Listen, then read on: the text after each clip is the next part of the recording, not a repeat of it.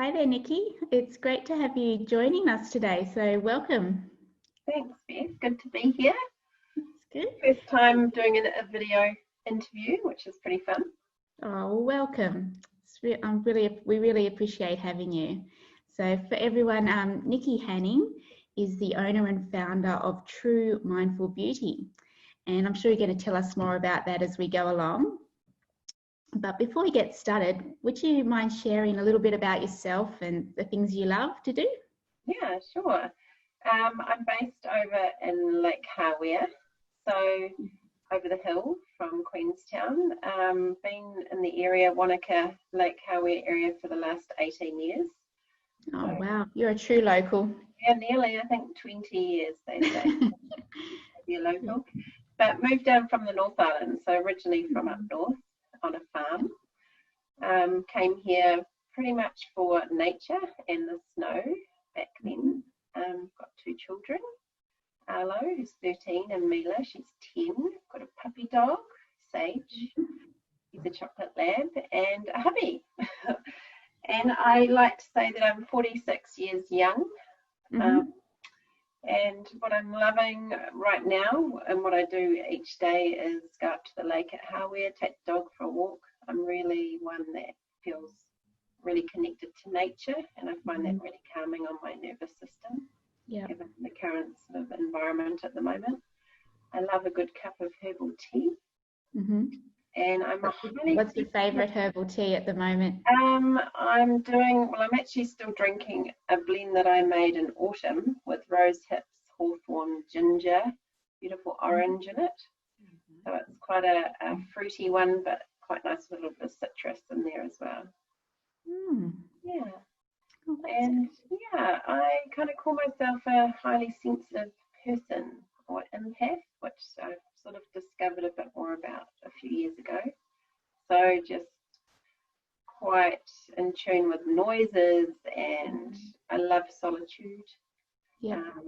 I love being and connecting with people, but I also like that downtime of being on my own, which is quite hard to do as a mother and a business owner at times. Yeah, definitely. That's really interesting. And so tell us about what you do with your business and who you help and how you help them. Yeah, well, as you mentioned, True Mindful Beauty is the name, and it is based on plant-inspired skincare. So I make all the formulas myself. I don't use any water in my formulas, so you're getting the pure potency of nature using botanical oils. I use beautiful local beeswax from down in Alex. Everything I use is organic as well. And I don't use any fillers or emulsifiers. So for me, it really is about the purity of the product and keeping it really high in concentration, so you don't need a lot. And it is for all women and men. I have men that use it as well. So it's a skincare range, but I always say it's so much more than beauty in a bottle. So it's around taking some time for ourselves and kind of incorporating something that we already do in our everyday, which is put on our skincare, and just bringing that into a moment where you stop and you pay attention, you smell the product, you feel it on your skin. So it's like a little sacred pause, and sort of like close the bathroom door, and this is a moment for mum or grandmum or daughter. And so definitely there's a lot more to it than just slapping on a product and getting on with your day. And that's what I found really interesting when I started using your products. You know, you would talk about this ritual idea, and then I started to, like take a moment to smell, like to actually really be present with what I was doing with just having that time for myself. And I have really appreciated your guidance in like teaching me about that, because so often we can just do things mindlessly without, enjoying the beautiful product that you're applying and smelling it and just taking that little pause, like you said. Just an appreciation, really. And I think in our chaotic, distracted world where there's so much information coming to us, and so many things that we need to tick off on our to-do list. It's just like, this little reprieve where I can be here in this moment just for me. Yeah, that's really, really great. And so when did you first become interested in especially natural skincare and botanicals and taking from, all the goodness from nature?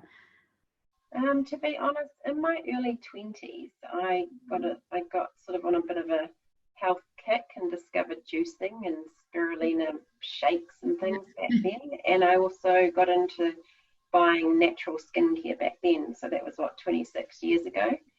I would sort of save money while I was at uni to go and buy a beautiful organic face cream as opposed to any other thing. So I've always had an interest in what goes in the body and on the body.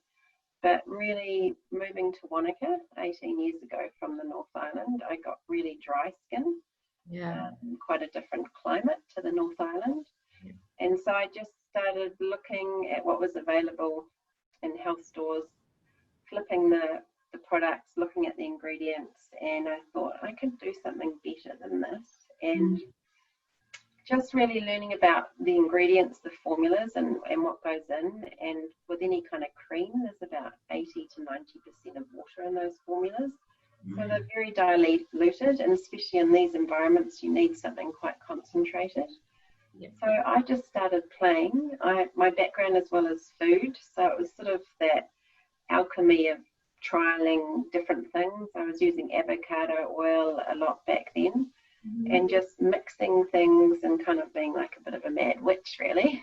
And and then I was I started just experimenting with. I was a massage therapist as well, so just giving products to clients to try, and it kind of just went from there.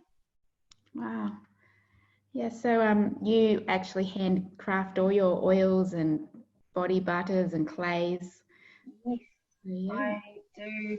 I actually wildcraft a few of the products too locally, so I'll go out in different seasons to gather the rose hips or the elderflowers, even rose petals I take, it takes a lot of time, and then I dry them all, and then I infuse the beautiful magic of those into botanical oils, for example, jojoba oil or an avocado oil, and I have them in a cupboard for about 6 weeks, and they just stay in there and macerate, and all the goodness are infused into those oils, and then strain them out, and they become part of the blends.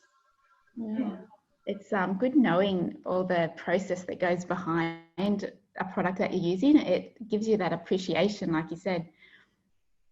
It's a slow beauty movement, this one. There's definitely no cutting corners. That's good. So you've been offering your products to women and men for a long time now, and so you're saying you often notice that they need oils and things for dryness in their skin, and taking that little moment of pause through the day. And so what would be the main thing you see that women need when you're looking at skincare and also ritual? It's funny. I mean, I could tout off skin conditions or things that people come with, but to be honest, permission. Women need to give themselves permission to care for themselves. And I find when people come and buy the product, even there's this guilt of I'm buying something for myself, and even they won't even give themselves permission to use it every day. They keep it as a treat.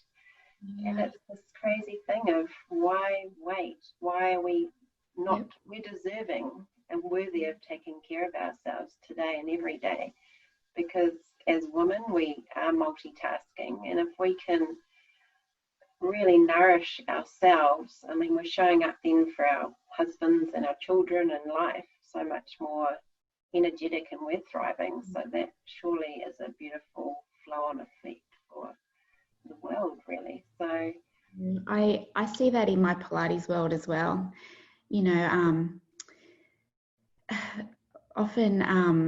Often it's like I need to fix myself. So I want to do something that maybe hurts so that I can, you know, get rid of my flabby tummy or this or that. And I think when you change the shift to, I want to treat myself and it's okay to do something that feels really good and nourishing and I'm going to feel uplifted afterwards, then all those other things, they sort of just come, like you feel that peace, you know, you can hold yourself, your posture changes because you've got, you know, you just feel better about yourself. And I think that it's very similar. Yeah, I think, and just accepting every part of you. I mean, I think that's a huge part, especially as we start aging and going through middle life. I mean, we aren't going to have the figure or the bodies of the 20-year-olds. And to kind of grasp and hold on to things like that, I sort of think we need to shift that and look at it as us growing and rebirthing into this whole beautiful person, really. And yeah, I think there's definitely a lot more that, more awareness, I think, like you say, of this whole body. It's not the superficial, especially in the beauty industry, of what we look like. It's what's coming from inside as well. Yeah, so true. Such a good message to pass on to the next generation too, like to feel really accepting of ourselves. And it's like that with movement, beauty products, and also food. You know, like I'm choosing to eat this not because I want to, I'll just have that because, you know, it's less calories or whatever. I'm going to eat this because it's going to nourish me and I'm worth it. Definitely, and I think as well that, like you say, that permission to enjoy ourselves a bit more. Like we've kind of got a bit regimented and structured around this is good, or labeling things, this is good and this is bad. And I mean, I love chocolate cake and I love things. And I'm not going to beat myself up and feel bad about it. I'm going to choose and make a decision. This is what I choose. And really be in that and enjoy it. Yeah, and I think definitely women, we can be really hard on ourselves. We have this little critic on our shoulder that's trying to look over us and almost, yeah, well, not protect us, just keep sort of reminding us or trying to tell us we're not good enough and we need to be doing better. But I think, yeah, just deeply caring for ourselves is a really good start. Yeah, that's excellent points. I was looking at your products the other week, and you were showing me that you have your oils and they're categorized as different seasons. Yeah. I thought that was really clever and lovely. So can you talk to us about how you came up with, you know, your range for the season? Well, definitely. So I have some face oils. They're called Serene face oils. So each product is labelled. There's the Courage face mist. There's the Wonder. So again, a word to connect back to maybe a feeling or something. So it's quite empowering.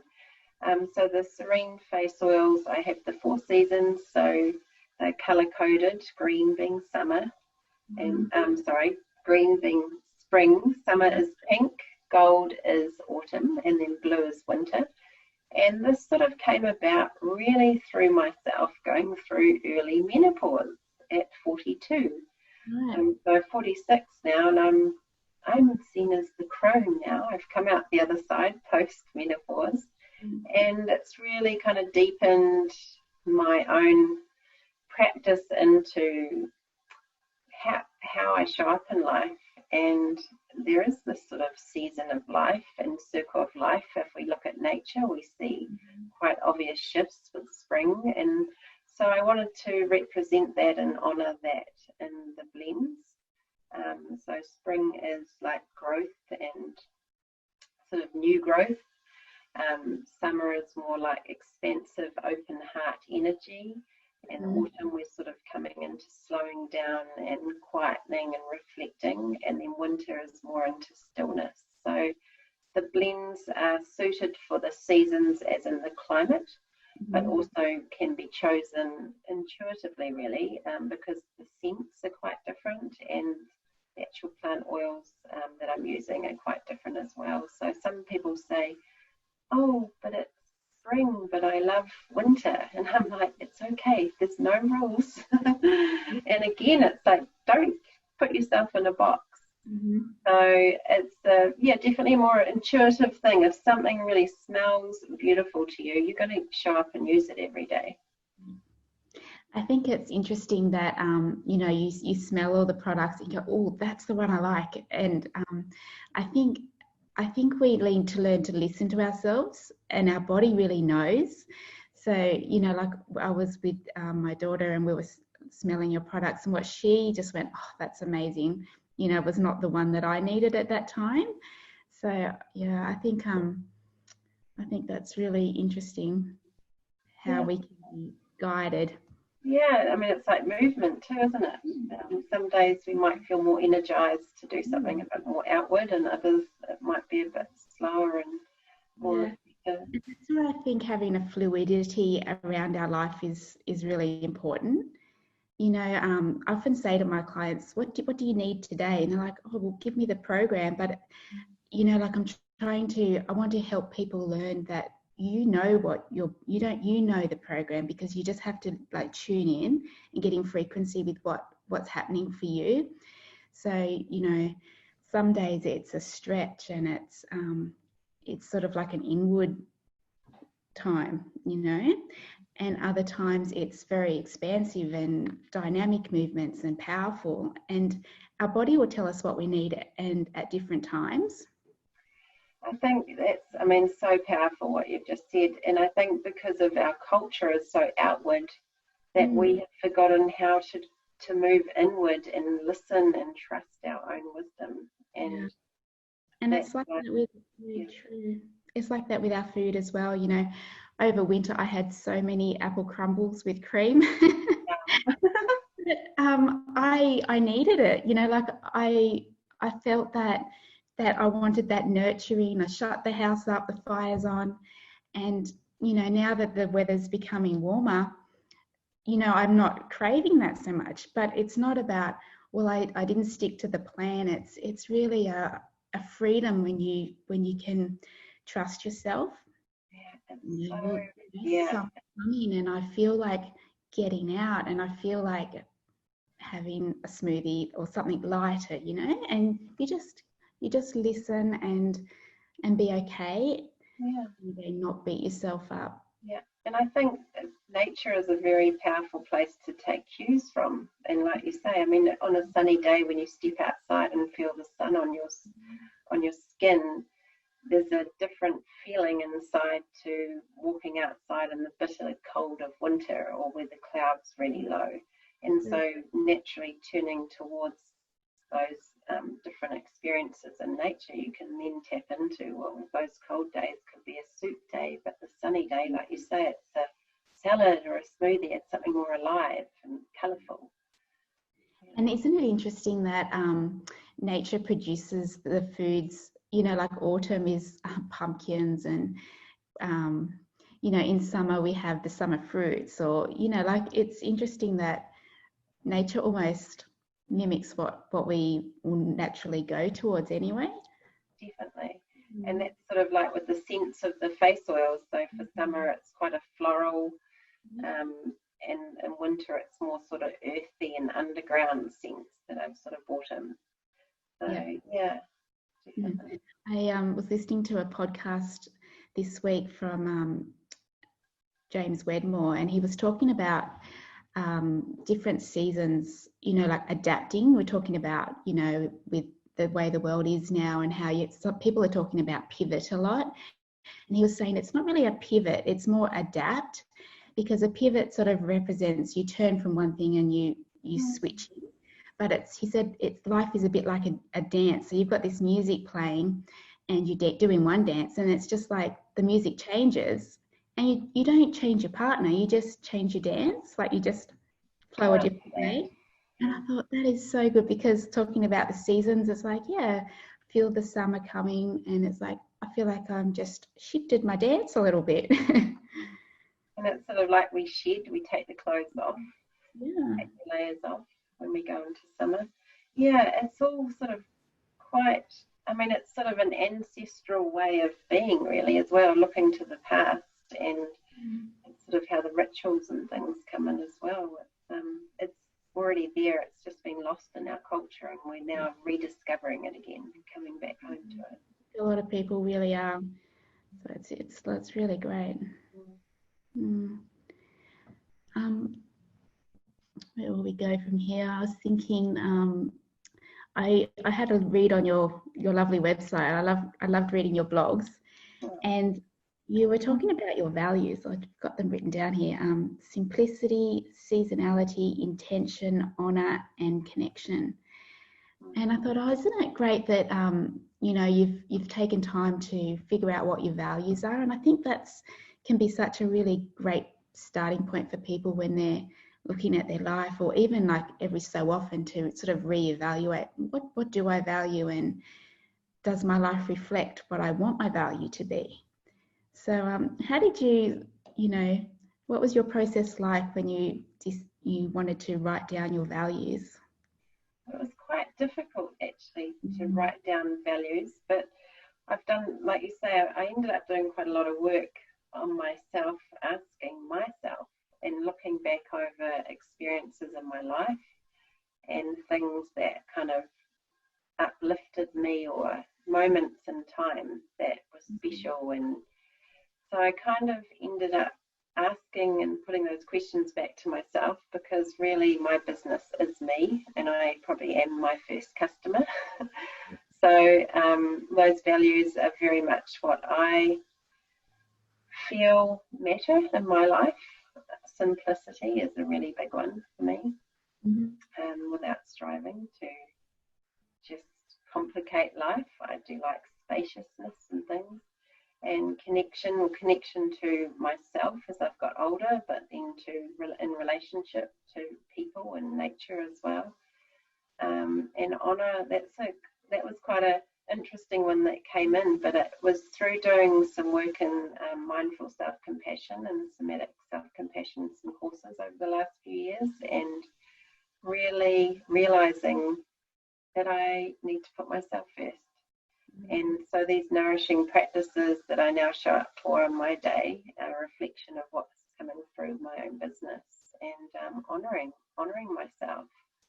And that's huge. It does have a ripple effect on outward, when you give that honor to yourself. Yeah. And I've always been into integrity and authenticity. I had my first business at 23, a little gourmet burger caravan up in the North Island at a ski field. Oh, and it was all about really simple whole foods. I made everything from scratch, and so I've been in business several times since, and that's something that really I care about deeply, that what I put out in the world is what I say it is. Yeah. And it really comes from that deep place of integrity and heart. Oh, that's really great. They're great values. I like them. And I'm sure they might change a little bit. I've been playing around because there is a lot. There's a few little places where you can do get values lists, and also looking at your strengths as well is a really good one to look at, to help bring values together, both of those together. Especially again, coming into later in life, there might be things coming up, or those big questions of who am I, or what's life all about. Yeah, it's interesting as you get older, because often who you are is shaped, when you're younger, by influences and what you feel like you should be. So it's interesting how things can change, and really questioning yourself. And I think also giving yourself permission to change, and not always being so set in, I wake up today, I'm this person, but really 24 hours later, you're another person in a kind of weird way. So we're always evolving and changing. So not trying to get stuck in one place, and being okay that something might be calling you that's a bit different, and maybe follow those breadcrumbs. Yeah, it's good. When we first jumped on the call, you were showing me the room you're in, and you were saying that you've got this little cabin that you have for your meditation space, and you do massage and treatments in there. I was thinking about, do you have any ideas on practical ways that we can just include some self-care rituals? So you were saying you go into your little space there, and that can be your shut the doors, and that's your time.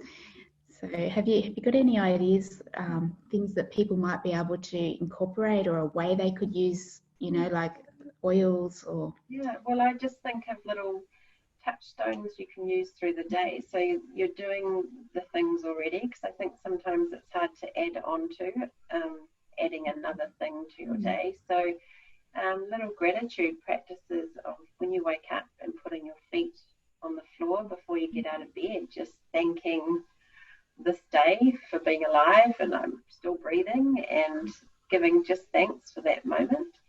Another one, like I love to do in the morning, I'm a big tea drinker, so making myself a cup of tea, or if you're making coffee, just being really present and mindful of listening to the jug boiling and really smelling those scents of the coffee, and feeling the temperature and tasting it. So really bringing all your sensory experiences into that moment.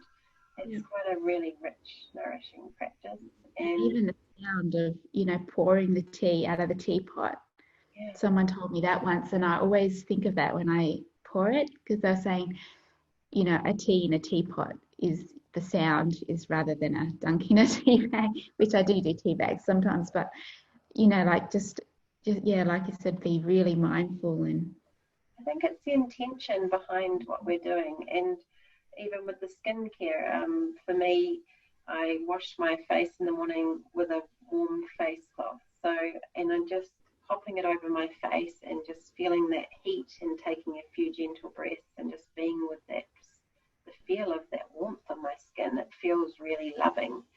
And then massaging in the oils and smelling those, but really connecting to your skin. So instead of a quick rub around, feeling what's under your skin and noticing is there tension, areas of tightness, and just being really with that experience. I think that's really powerful, because we are kind of out of touch of what's going on inside, and sometimes just asking the question. Another one, picking up the children or dropping them off at a sport while you're in the car.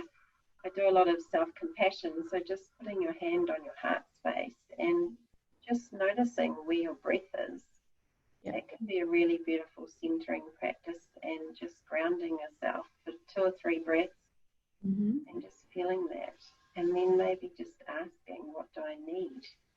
Sometimes we need to go to the bathroom, and we put that 10 steps down the list. So yeah, it's really simple. It's almost so simple. It's not rocket science. There's no big some sort of shift. It's just showing up with the intention of these everyday moments and turning them into quite a sacred ritual. Yeah, I love those ideas. Really, really great. I like the thinking of gratitude as your feet touch the ground. Yeah. And I was talking to my daughter earlier. We were just earlier today, and she was saying, "Gosh, this year's gone so fast," And just talking with her about trying to be present with every day and just enjoy every day. Like maybe the year's not as we planned it, but trying to appreciate each day and every moment we have. Yeah, I think that's huge, and I think there's been a lot of kind of loss, and there's a lot of upheaval, and I think one breath at a time is quite a powerful concept of this moment, and just returning to that. Just sitting outside for a few moments and feeling the sun on your skin. I mean, that's, I think as well, just getting comfortable with being with yourself and whatever is coming up for you in that moment, because it's not all happiness and unicorns. Sometimes we can feel really anxious or upset or uptight, but learning to be really gentle with that and not trying to push it away, and just being with it and knowing that everything passes, and something else will come through as well. Yeah. I've been thinking a lot about that lately, like when things things don't always, as you say, go smoothly. And it's the way you look at things, isn't it? You know, like how you perceive what's going on, that it just shifts everything. Yes. And it's like, oh, that didn't work. I wonder why that didn't work. It's just like this almost childlike curiosity rather than going, oh, it's not working. Oh, you know, I don't know how to do this, or, you know. Like grasping and holding on tight. And trying to control. It's like, this is interesting. Yeah. Wonder what I can do here, or wonder what I'm supposed to learn from this. It's just that, yeah, just a really different frequency. And I think this year with the COVID-19 virus has basically been one giant kind of awakening for people to realize, well, we can't control things, and it can feel scary and unstable, but it's sort of without us realizing we don't actually control much in our life, but we've seen something on such a big scale. But yeah, I really hope that there's some amazing opportunities for people to come out of this a little bit more, less grasping and a little bit more resilient and resourceful, and realizing that actually we are more resourceful and resilient than we actually believe we are. Yeah, it's positive, and I think that's true. Yeah, because the women that I work with, you know, I see that in them. You know, often they doubt themselves, you know, and I think you're amazing, all the things you do, but you're doing it with you're genuine, and you're committing to look after yourself through movement, and I just think they're a lovely group. Yeah, and I think that doubt will always be there. I've just completed my teacher's meditation training, and I'm not a public speaker. That's something that I love speaking with people, but I don't have a dream of doing a TEDx talk on a stage. And I really had to work on the self-doubt with doing my assessments at the end, and I had to video and hold these spaces, and I had this little voice telling me, no, who are you to be the meditation teacher? You're just the country girl. And I had to really push through that, because the calling and the growth and being on the edge was pulling me further than that fear. So there's always going to be that juggle of being afraid and having doubt. And we just have to kind of befriend it and sit it there and say, you can't drive, get in the back seat. Because if you really feel called to something, you will feel uncomfortable, but you just got to take small steps in a way that feels comfortable for you. And that's what I've really recognized, that some people are big and bold and really kind of go out and do big things, but for me to grow, it's a really small organic process, and it takes longer. But I'm feeling really proud that I've completed something that was, threw up all sorts of things. That's fantastic. It is amazing what you can do when you decide to not surrender to that fear, because we all have it. And it's like you said, when you believe you're called to something. So, you know, there's people out there that need us, whatever our gifts are, all different areas of life. And if we give in to that fear, then you're preventing someone else from what you have. So, I think removing yourself from it and really digging into why, and you're serving other people, so it would be selfish, like you say, to hide your gifts and your beautiful talents. And they're going to be shaky, and that's what's so interesting, that actually we're all just human, like you say, and some of us have shaky voices, and that's the magic right there, because then it gives other people permission to go, oh wow, I can maybe try that. And it's that vulnerability, I think, is so powerful, taking off the mask and just showing us and each other who we truly are. Yeah, definitely. Very good. So, is there anything else you wanted to add before we finish our conversation? Anything else you feel like like to share? I've appreciated chatting with you. I think your products are beautiful, but it's not just the product. The philosophy of the skincare, the pause, the ritual. That's just been such a blessing to me. Really appreciated it. Thanks, Beth. I guess, I just want to leave people with something that I come back to for myself is you are worthy of your own care. Mm-hmm. And just to show up for yourself. I think take those moments. Don't feel guilty. Yeah. And you'll be rewarded, and everyone else around you will be as well. Yeah, that's terrific. That's a lovely note to end on. So Thank you you so much for joining us. And if you're interested in getting in touch with Nicki, then I'll pass on your details and you can have a look at her website. Yeah. And I might pop a little sneaky discount code in for your lovely tribe. Yes, thank you very much. Awesome. All right, well, we'll leave it there, and it's been lovely chatting with you, Nicki. So thanks very much. Thanks, Beth.